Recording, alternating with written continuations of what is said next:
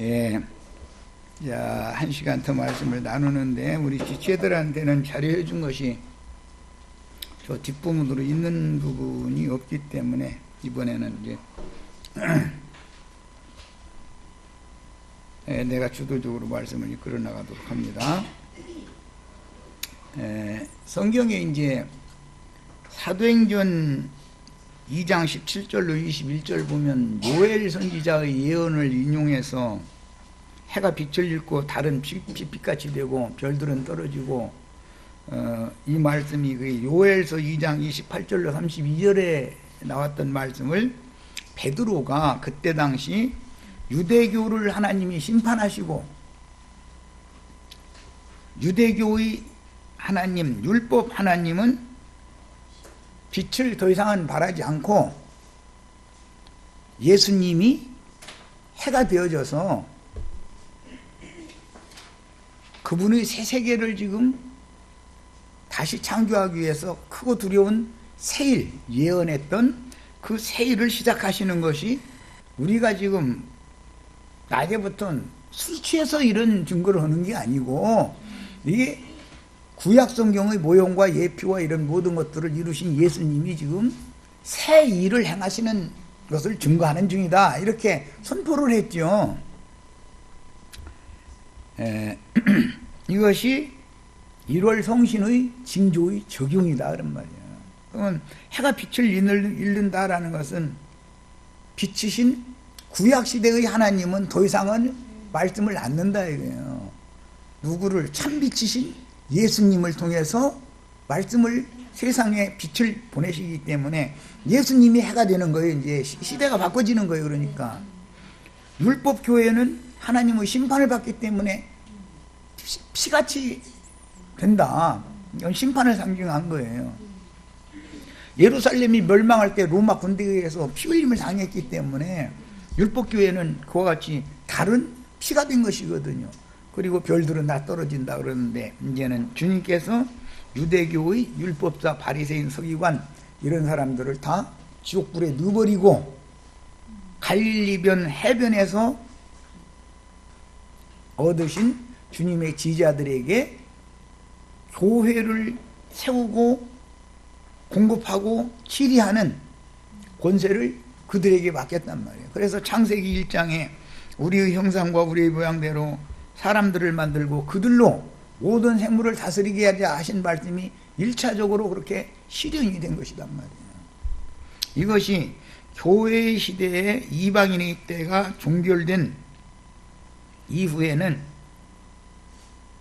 주님을 영접했었던 사람들 그들이 로마의 침공을 받아서 예루살렘이 멸망함과 동시에 예루살렘 교회가 유야무에 없어져 버렸지만 그래도 주님은 부활이요 생명이신 하나님이기 때문에 택하신 자기 백성들을 영원히 버리는 것은 아니다. 그래서 회개하고 돌이켰던 이스라엘의 신앙을 다시 회복시켜서 메시아의 영광스러운 왕국을 세울 것이다 라고 하는 것이 성경의 흐름이다라는 거예요. 이것이 1월 성신의 징조를 통해서 암시만 해놨기 때문에 기독교계에서는 이게 안 열린단 말이죠. 지금 무슨 뜻인지 이런 예언들이 이해가 안 되니까. 계시록 12장 1절로 5절에서 해를 입은 이적의 여자라는 것은 오는 새 세상을 위하여도 당연히 빛을 갑옷으로 입은 빛의 자녀들로 세운 교회가 회복된다라는 것을 암시하는 것이다 이게. 그래서 해를 옷으로 입었다 그런 거예요. 그리고 달이 그 발밑에 있었다라는 것은 이방인들의 교회는 이제는 끝난다. 그 여자가 밟아버렸으니까 이제 발밑에 뒀으니까. 그리고 12별의 멸관을 쓴다라는 말은 이스라엘 12지파의 인맞은 자들이 주의 영광이 된다라는 말이기 때문에 시대적인 전환에 대해서 성경의 암호화된 이런 비밀의 말씀들을 깨닫는 게 너무 중요하다. 이건 전부 계시의 영이 없으면 알 수 없는 내용들이다라는 거예요.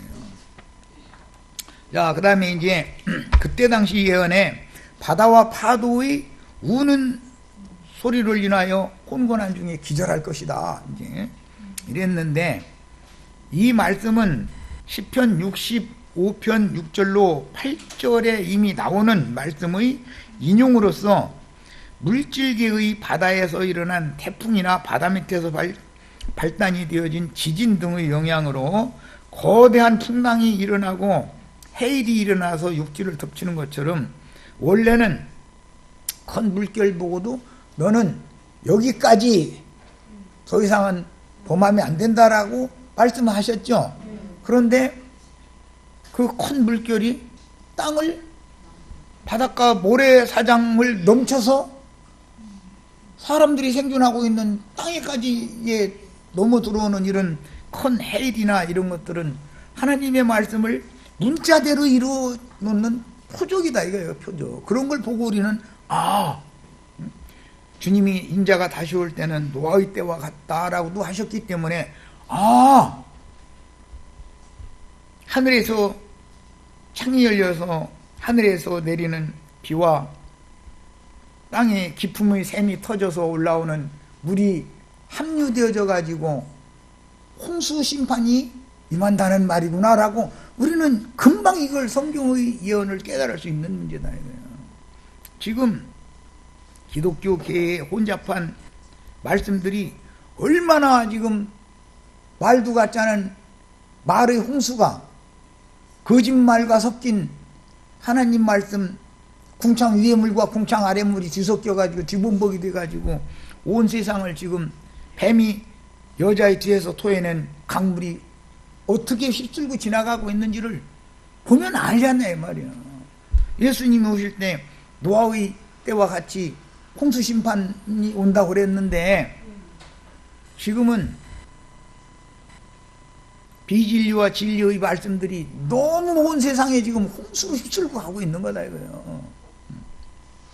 그리고 롯의 때와도 같다 그랬으니까 지금 불심판이, 불 섞인 우박이 온 세상을 지금 내달리고 있는 중인데, 이런 이치를 도무지 깨달음이 없는 거예요. 성경이라는 게 어떻게 적용이 되어지고 어떻게 실현이 되는지에 대해서. 자, 그래서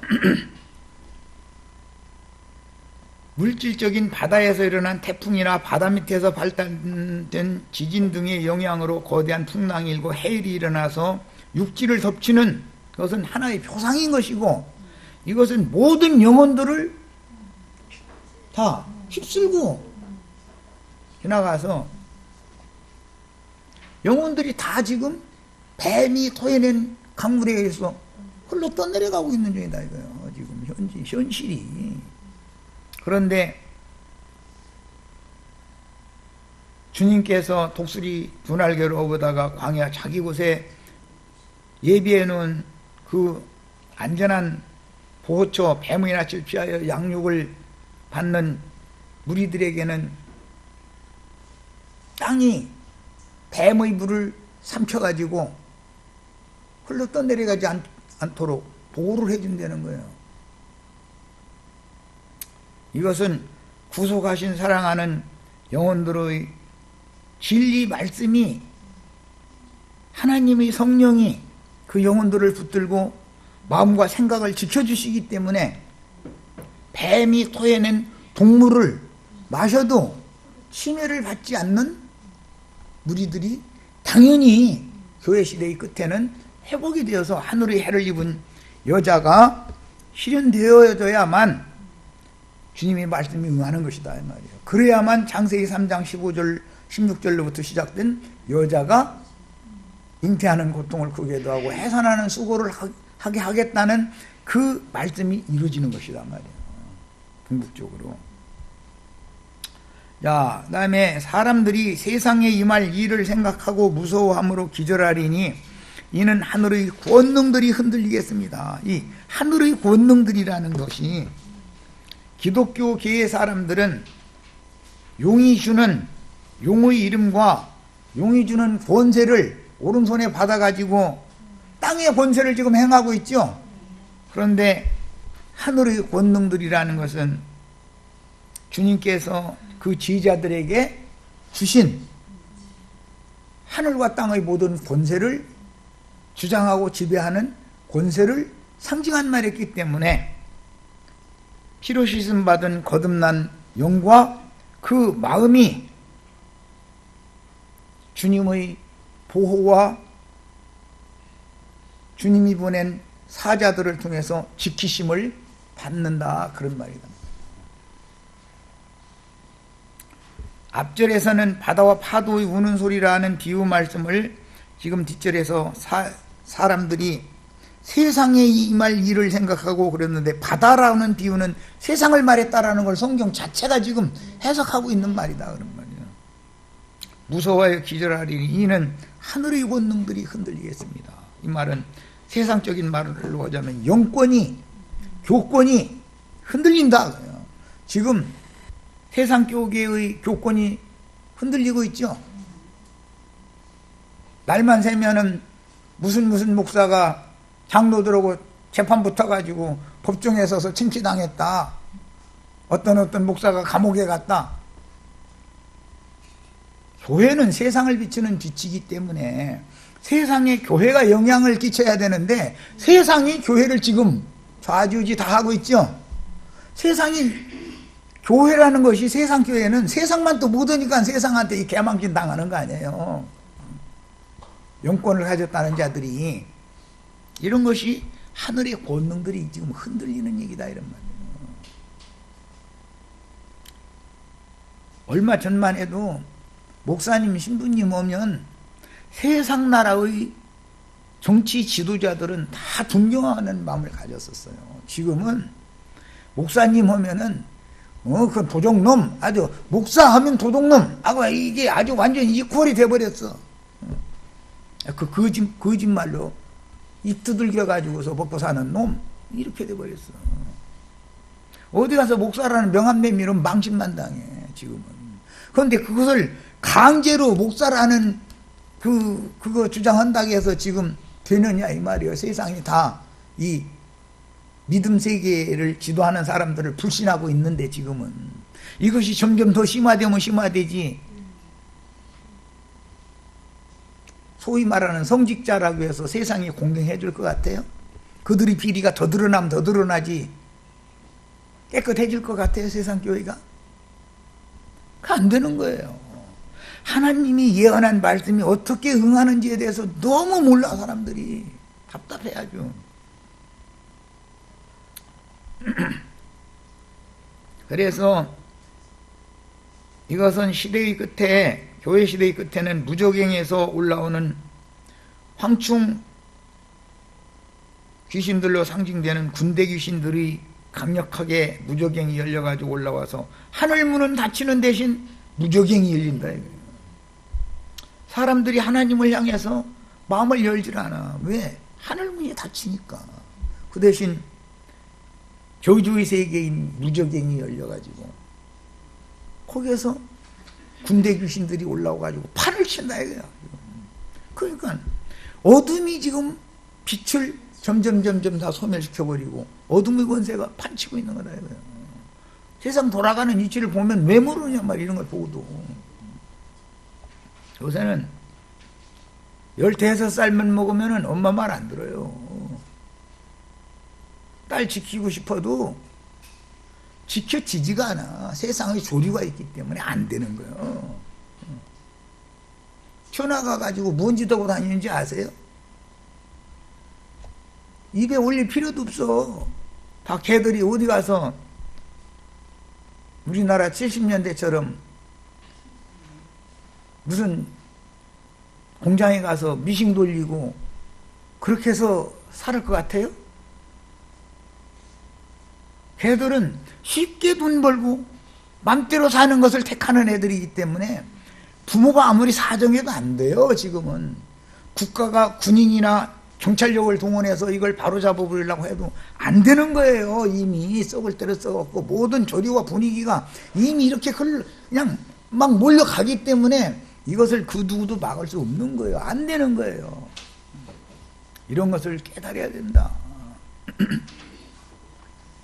그리고 전쟁 소문 등 불길한 소문들이 요즘에는 이제 세상의 어둠의 역사만 이렇게 활동하는 게 아니라 전쟁 소문이 지금 이러고 있죠. 우리나라는 당사국이 되어 있고. 그런데 실제로 전쟁이 일어날 거라고 하면 우리나라는 조용하고, 뭐 IS인가 뭐 이런 것들이 일어나가지고 엉뚱한 데서 뭐 막 테러 사건 일으키고 뭐 이 난리잖아요. 그래서 이런 불길한 소문들이 휩쓸고 지나가는 심판이 임박했다는 경고인 것이다. 지금 하나님이 계속해서 사인 보내고 있는 거죠. 이 어둠과 죽음의 권세가 역사하는 세상 나라의 심판이 가까웠다는 걸 지금 징조로 보여주는 사건들이 그렇게 지나가고 있지만, 하늘의 권능들도 흔들리고 땅의 악함도 여전히 뱀이 토해낸 불에 온 땅이 다 지금 사악한 세상으로 다 휩쓸려 떠내려가고 있는 거 아니에요. 홍수심판 만나가지고. 이런데 성경이 어떻게 응하고 있는지 이해가 없는 거야. 그리고 여전히 강대상에서 맨날 듣던 얘기, 예수 믿으면 구원받아서 죽으면 천당 간다는 얘기, 자기네들이 주는 그 구원은 공짜가 아니니까 그 대신 헌금 내라는 얘기, 다람쥐 쳇바퀴 돌리듯이 계속 하는 거예요. 목사들이 배출이 안 되고 세상에 교회라는 것이 없어져서 세상이 이렇게 어둠이 지금 주장하고 지배하는 암흑천지로 바꿔져 가고 있습니까? 목사들이 너무 많아서 걱정이고 교회라는 것이 너무 많아 걱정이지. 내 말 틀려요? 세상이 교회를 염려해 지금은. 전도를 할 수가 없게 만들어서 하늘문을 일부러, 기독교 교회가 하늘문을 닫았다. 자기네들 스스로. 전도를 이제는 할 수가 없어. 전도의 말씀 누구 전하려고 그러면 피피 무서버리고, 혹시 이단은 아니야? 뭐 이러고 앉았고. 다 지금 그래요. 누구에게 만나서 말씀 전하려고 하면은 이단 아니야? 뭐 이러고 있고. 성경 너무 파고들으면 이단에 빠지는데 이러고. 목사는 강대상에서 여러분은 성경 너무 읽지 말라고, 성경 많이 읽으면 이단에 빠진다고 이러고 앉았고. 왜 그러는 거예요? 사람들을 다 운행을 만들어가지고 맹신자들 만들어서 자기 종 삼으려고 그러는 거다 이거예요. 왜 이런 걸, 주님의 말세 예언이 어떻게 응하는지를 왜 그렇게 못 깨닫느냐. 정신 차려야 된다 지금. 오늘날까지도 기성교계가 말씀의 의미를 너무도 이해하지 못하는 주님의 공개적인 재림에 대한 예언은, 그때 사람들이 인자가 구름을 타고 능력과 큰 영광으로 오는 것을 보리라. 이 비밀의 말씀이죠.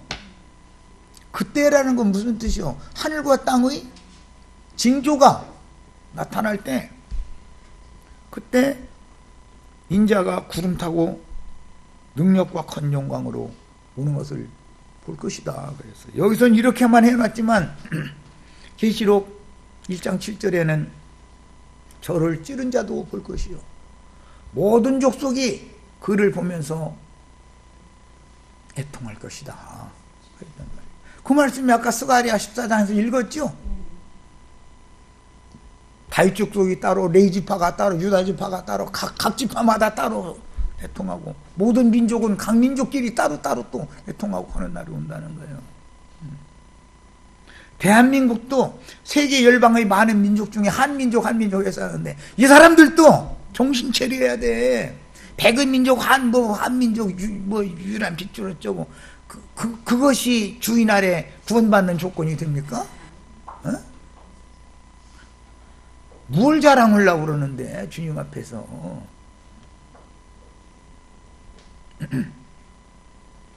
이런 일이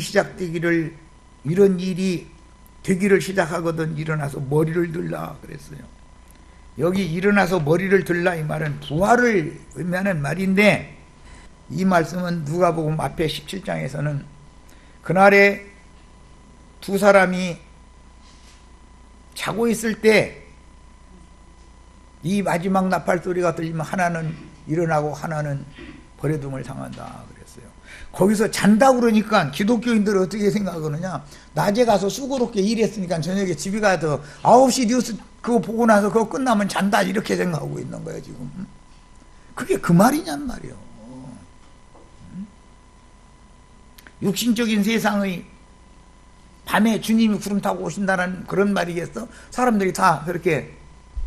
그러면 동양은 자는데 서양은 활동하고 있는데, 그러면 어떻게 이 말이 맞습니까? 주 안에서 잔다는 말은 믿는 신자들이 자기 세대에 신앙생활 잘 하다가 죽었다 그 말이에요. 나사로가 죽었다고 마르다와 마리아가 예수님 원망하니까, 예수님이 여기 계셨으면 우리 오라버니가 안 죽었을 텐데, 그리고 죽게 생겼다고 기별은 빨리 좀 오셔서 안 죽게 하시지, 나흘이나 일부러 지어놓으시더니 인제 오셔가지고 우리 오라버니 죽어가지고 무덤 앞에 가면 썩는 냄새만 풍풍 난다고. 너희 오라비가 지금 자고 있는 중이야. 그러니까 예? 자면은 살아나게 해요. 그런데 왜 예수님 나한테 거짓말하세요? 썩는 냄새 풍풍 나는데 무슨 자고 있어요? 그런 생각을 갖고 있었잖아요. 너희 오라비가 죽었지만 나는 부활이고 생명인 것들도 믿어라. 그러면 영광을 보리라. 무덤 앞에 가서 나사로야 나오라 라고 외치니까 나사로가 나왔다는 거예요. 세상 사람들은 다 영적인 죽은 자들이고, 세상 나라라는 건 공동묘지들이다.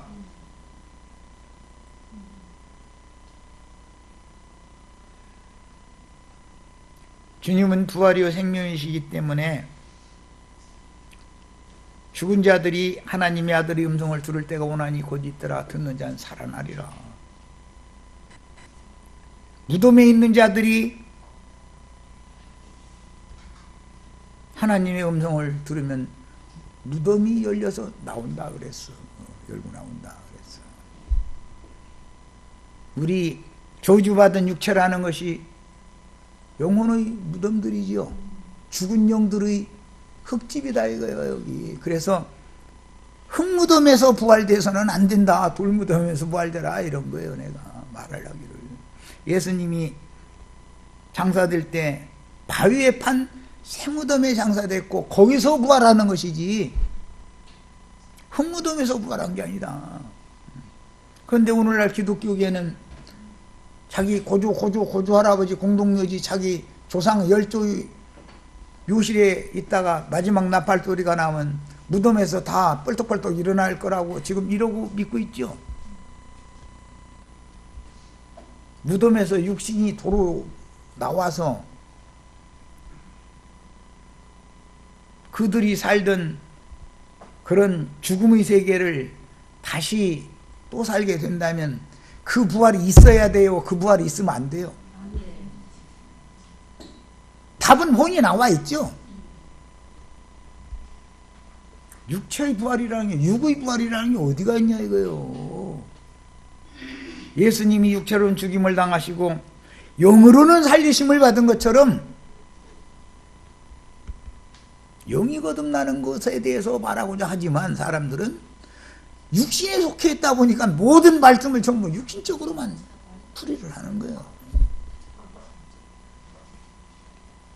반석이신 그리스도의 심령 안에 형제 자매님들의 영이 예수와 함께 거기에 십자가에서 같이 죽고 주님이 장사될 때 형제 자매님들의 영이 그리스도의 심령 안에 함께 장사되어야 거기에서나 이 소리가 어디에서 무엇을 말하는 소리인지 귀가 열려가지고 일어날 수 있는 거다 이런 말이요. 자던 자들이 머리를 들고 일어난다. 뭔 뜻이요? 이것이 생명의 부활이라는 거예요. 육신의 부활을 말하려면 우리 형제 자매님들 육신의 자녀가 나의 부활체지요.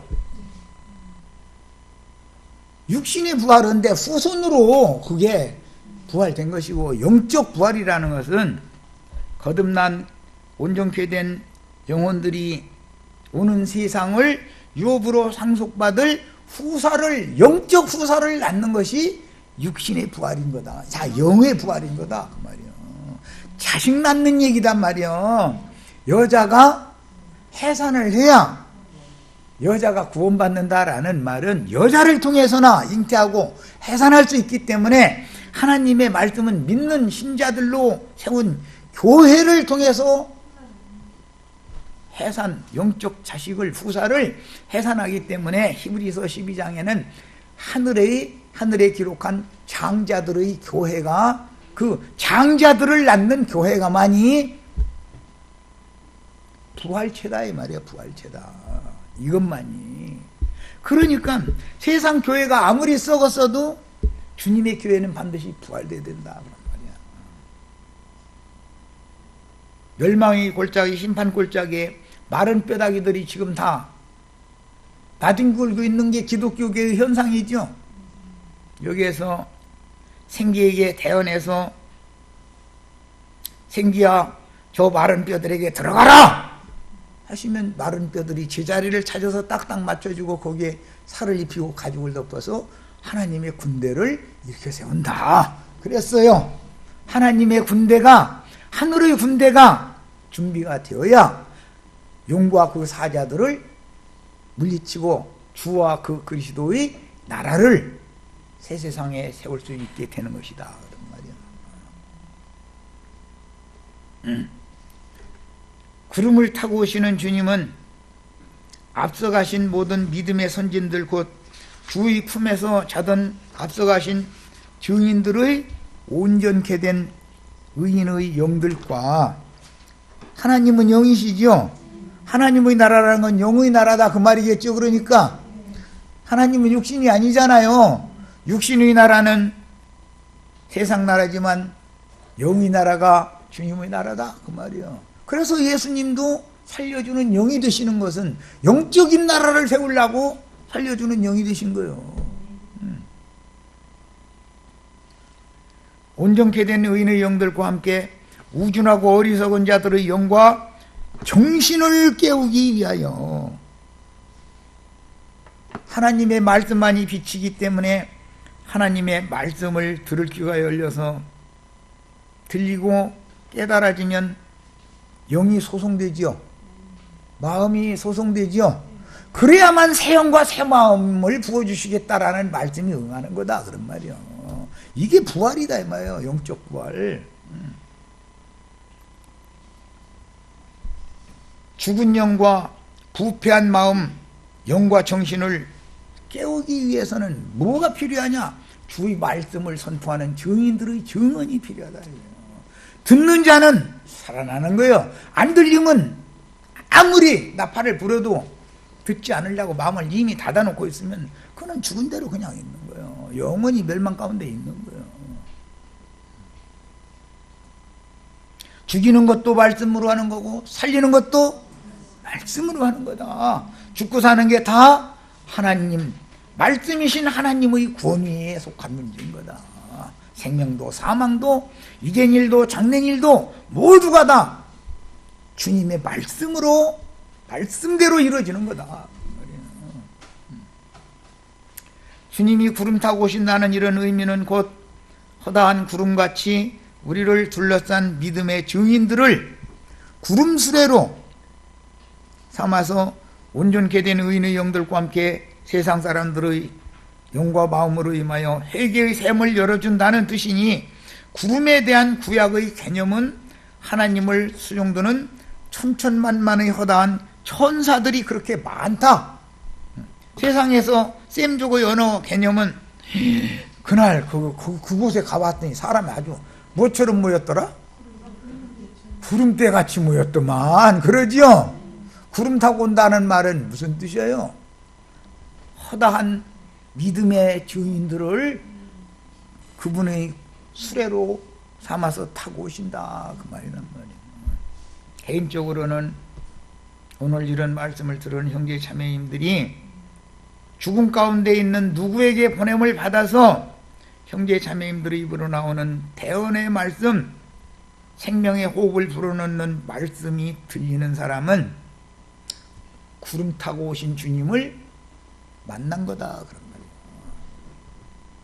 그때 사람의 심령이 말씀이 들릴 때 퍼뜩 깨달으면 하늘 끝에서 땅 저 끝까지 번개가 번뜩하는 것처럼 인자가 다시 오리라 그랬단 말이요. 번개가 번뜩하는 것처럼 우리 형제 자매님들 심령에 하나님의 빛이 번뜩하고 비춰져서 하고 깨달아야 된단 말이요. 내가 지금 죽음의 세계를 헤매고 다녔었구나. 예배당에 수십 년을 다녔는데 여태까지 나를 배나도 지옥 자식 되게 하는 사람에게 맹신자로서 종로로 서다가 이제야 내가 살아났구나 이런단 말이요. 그래야 빛의 아들이 되는 거다 이 말이요. 우리는 어둠의 자식이 아니고 빛의 자식이 돼야 되는 거예요. 신약시대의 구름 타고 오신다라는 이런 개념을 이해를 돕기 위해서 우선 우리 지체들한테 성경을 한 절 같이 읽어보도록 하겠습니다. 이사야서의 66장 15절 한 절만 읽고 오겠습니다. 이사야서 66장 15절 다 같이 펴십니다. 자, 읽습니다.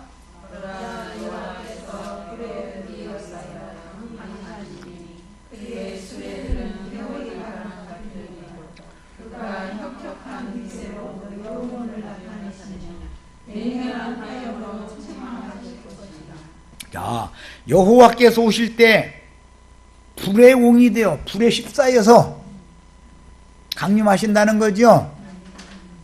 엘리야가 승천할 때 들말과 불병거를 타고 승천했다고 그랬죠. 불에 휩싸여서 승천하신 것이 똑같은 그 불에 휩싸여서 주님이 또 오신다는 거잖아요. 그런데 주님이 그 불의 옹이 되어서 오시는 것을 그 수레, 그 불수레를 타고 오신다 이렇게 표현을 해놨다 이거예요. 그렇게 돼 있죠. 불의 옹이 되어 강림하시리니 그 수레들은 뭔 뜻이요? 형제 자매님들이 이런 진리 증거를 인하여 살 날이 창창한데 갑작스럽게 순교를 당해서 화형을 만약에 당한다면 그 화염에 휩싸여서 승천을 하지만 그들을 타고 오는 세상에 또 불수레 타고 오신다. 불수레 타고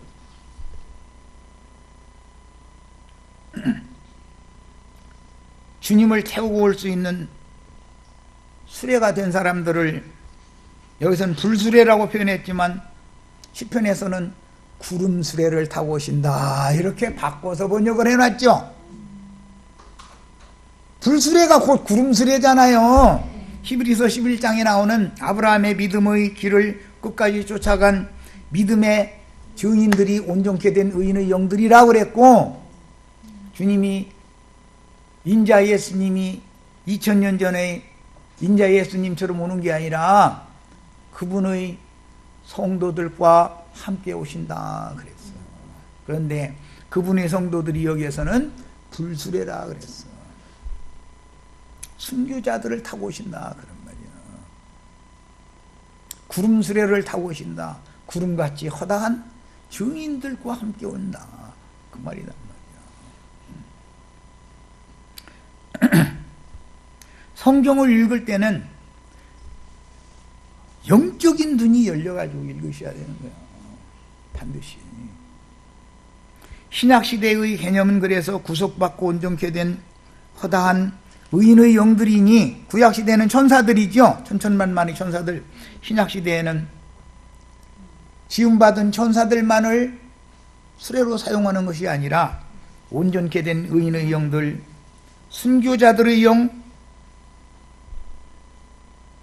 성도들이 온전케 된 영을 대동해서 오는 새 세상에 또 내려와서 사람들로 하여금 영의 세계, 빛들의 세계, 하나님의 세계로 다시 안내해 주겠다, 그 말이란 말이에요. 그러려면 당연히 빛의 사자들을 보내셔야죠. 매 세대마다. 하나님의 말씀이 빛인데 빛을 옷으로 입은 하나님의 사자들을 보내서 그분의 말씀을 선포하게 하셔야 주님이 죽은 자들에게 오셔서 죽은 영혼을 살려놓을 수가 있는 것이다, 그 말이에요. 이것이 생명의 세계다, 이 말이에요. 이것이 육의 세계가 영원한 생명의 세계가 아닌 것이고, 왜 육의 세계를 잠깐 살게 하셨는가? 육신으로 이 생에 사는 동안에 주의 말씀을 맡은 증인들이 증거하는 말씀을 듣고 영과 마음이 새롭게 되어져서 하나님의 새 세계를 유업으로 상속받는 자들의 수를 채워야 하기 때문에 하나님이 구속사를 이루기 위해서 인류 역사를 긴 시간 동안 이렇게 진행해 가시는 것이다. 그 수가 차면 끝이다 말이야. 이것이 하나님 말씀이에요. 복음을 믿음으로 영이 거듭나 혼의 구원을 이루는 과정에 있는 성도들은 광야교회 생활한다, 이렇게 표현하죠. 우리가 육신을 입고 광야 같은 세상에서 연단과 시험을 받으면서 신앙생활을, 이걸 추구하는 생활을 하니까, 그래서 광야 자기 곳으로 날아가서 그 광야에 저희 주께서 예비하신 한 곳이 있더라. 어디로 도망가라고? 그곳으로 도망가야 되는 거예요. 거기에서 양육을 받아야 되는 거예요. 왜? 거기에서 사역하는 사자에게 이 생명의 말씀을 맡겨주기 때문에, 말씀을 맡은 종을 만나야지 세상의 영으로 가득 채워져서 타락한 돼지와 같은 타락한 육체의 욕심이 한도 끝도 없는 무적행의 사자를 만나서 종교생활을 100년 열심히 해도, 집을 팔고 뭘 팔고 다 해가지고서 헌금을 제 아무리 많이 냈어도 그것이 근거가 돼서 구원받는 게 아니다, 그런 말이에요. 그럴 수는 없는 거예요. 오늘날 세상 교회는 돈풍이라도 많이 내는 장로님, 권사님은 대우받고 힘없고 빈천한 주님을 정말로 사랑하는 이들은 저 뒷자리, 나중에 부대끼다 교회도 돈이 있어야 다니겠더만. 그리고 우둔물을 하면서 돌아서게 만들고, 다른 데는 안 그런가 싶어서 또 가보면 소매는 어서오라고 환영해 주다가 2, 3년 지나고 나면 여기도 똑같네, 어머 나 지난번에 당했는데 여기 일단 놔줄겠네 해서 또 나오죠. 또 다른 데를 가봐, 또 그래. 구약 성경에 말세의 예언 중에 하나는 뭐냐면, 먹을 양식과 마실 물을 구하기 위하여 비틀거리며 헤매는 영혼들이 너무 많을 때, 그때가 말세다 그려놨단 말이요. 지금 그런 때가 아니에요? 어디에 가서 생명의 양식을 구하고 어디에 가서 생수의 물을 마실 수가 있어요? 성령과 신부가 말씀하시기를 누구든지 목마른 자는 다 이곳으로 와서 값없이 생명수를 받으라 하더라. 그곳으로 가야 되지 않겠어요? 값없이 생명수를 준다는 데는 왜 안 가? 10분 설교하고 설교값 내라고 매미채 돌리는, 잠자리채 돌리는 거기는 왜 그렇게 꾸역꾸역 몰려 들어가? 왜 그러는 거예요 도대체? 주의 말씀이 값없이 거저주니까 그렇게 하찮게 들려? 하나님이 하시는 행사가 그렇게 인간들에게 얕잡아 보이고 하찮게 보이고 그런 일을 하나님이 행하신다고 생각해요? 그게 믿음이야? 하나님이 새 일을 행하실 때는 크고 기이한 일을 행하신다, 이렇게 돼 있어. 귀가 열리고 눈이 열리셔야 돼. 그래서 말씀이라는 것이 얼마나 능력과 권위가 있는지를 알아야 된단 말이에요. 나흘을 새 사람을 만들 수 있는, 새 세계를 창조할 수 있는, 새 하늘과 새 땅을 펼쳐줄 수 있는 이 능력과 권위가 다 주의 말씀에서 나오는 것이란 말이야. 하늘과 땅의 모든 권세를 내 아버지께서 나에게 주셨으니 나는 너에게 주노라. 예수님이 제자들에게 하늘과 땅의 모든 권세를 대표로 받아다가 제자들에게 줬잖아요. 우리도 이런 능력과 권세를 다 받으시길 바랍니다. 용에게서 무슨 말하는 권세, 영혼들 팔아가지고 배 채우는 권세, 그런 거 받아가지고 함부로 행하는 자들 밑에 가서 그만 종살이 하셔야 돼요. 종살이 그만하셔야 돼. 언제까지 그러다 죽을 건데. 지금 때가 어느 때인데 그런 이상한 짓을 하고 있냔 말이야. 장자들의 총회교회 하늘의 시온산에 이른 장자들의 총회교회는 앞서 주님께 데려가심을 받은 믿음의 선진들이 허다한 구름과 같이 우리를 둘러싸고 있으므로 제자들이 집회 모임들마다 불성곽이 되어 풍우를 피하는 천막이 되어주신다는 선지자 이사야 4장 예언이 오늘 우리들에게도 응하기를 바랍니다. 이와 같이 허다한 증인들이 우리에게 있다. 히브리서 12장 시작은 이렇게 되어 있어요. 우리와 함께 아브라함의 믿음을 쫓아간 믿음의 증인들이 함께 있는 교회를 회복시켜야 돼요. 악한 권세를 가진 공중권세 잡은 악의 영들과 세상의 더러운 잡기들이 함께 있는 그런 세상 교회에서 이제는 도망가야 돼요. 오라 하는 것으로 도망가야 돼요. 성경은 어떤 목자들을 물 없는 구름이라고 하셨으니, 유다서에 보면 이렇게 되어 있죠. 몰지각한 목자들이고 열매 없는 가울나무요 뿌리까지 뽑힌 가울나무요 발람의 어그러진 길로, 삭슬 위하여 발람의 어그러진 길로 몰려가는 그런 목자들은 다 물 없는 구름들이다. 그랬어. 구름이라는 게 목자들을 말한 거죠. 어떤 목자를 만나면 살고 어떤 목자를 만나면 죽는 거예요. 이러는 거예요. 이게 하나님의 행사예요. 이것을 아셔야 돼. 하나님이 하시는 비밀한 일을 함부로 가볍게 생각하고 주께서 그 종들을 보내서 말씀을 선포할 때 가볍게 들으면 안 된다 이거예요. 우리가 개돼지 짐승도 아닌데 나를 사람으로 지었으니 내 속에 심령이 있고 내 속에 정당한 것을 따라가는 것을 추구하는 신앙 양심이 있고 건전케 되기를 사모하는 마음이 다 있는 건데 어떤 말씀이 선포되면 이거 하나 분별을 못한단 말이에요. 도대체 짐승이야? 짐승의 마음을 받았어요? 인자 중에 인자이신 예수님의 영을 받고 예수님의 마음을 받았으면 당연히 이게 분별이 돼야 되냐 아니냐 이 말이에요. 당연히.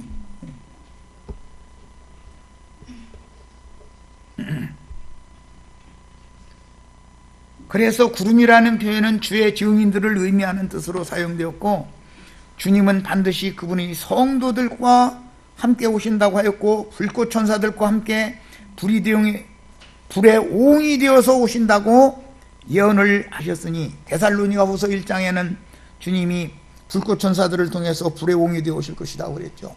아까 이사야서에서 읽은 그 말씀을 데살로니가후서 1장에서 재인용을 했잖아요. 주님이 오는 세상에 다시 오실 때 불꽃 천사들을 통해서 불의 옹이 되어 오실 것이다. 예수님 말씀하실 때는 인자가 추수꾼들을 말세에는 보낼 건데 추수꾼들을 통해서 하늘 끝에서 땅 저 끝까지 자기의 백성들을, 택하신 백성들을 불러 모으실 것이다. 그때 번개가 동편에서 나서 서편까지 번쩍이는 것과 같이 인자의 임함도 그러하리라 그랬단 말이에요.